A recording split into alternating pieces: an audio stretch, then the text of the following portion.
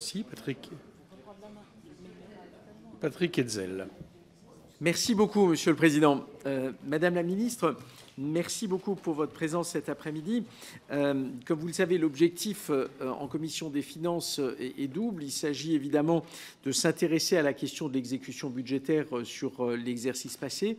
Et puis ensuite, à travers le printemps de l'évaluation, aussi avoir une focale sur un certain nombre de points de politique publique qui peuvent nous intéresser, et notamment concernant votre périmètre ministériel. Et c'est à cette occasion que je voudrais mettre la focale sur la question du franco-allemand.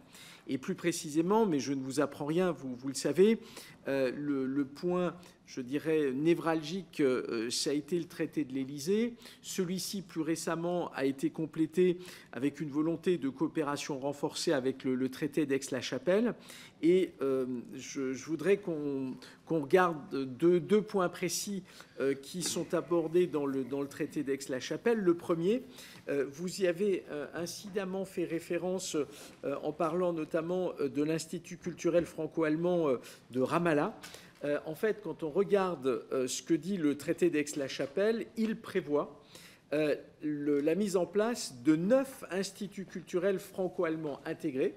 Et donc, comment se fait-il, Madame la Ministre, que cela patine autour de la mise en place de ces instituts culturels franco-allemands intégrés, et comment voyez-vous l'évolution dans les prochains temps par rapport à ce premier aspect? Le second aspect qui me semble également important, c'est l'enseignement de nos deux langues.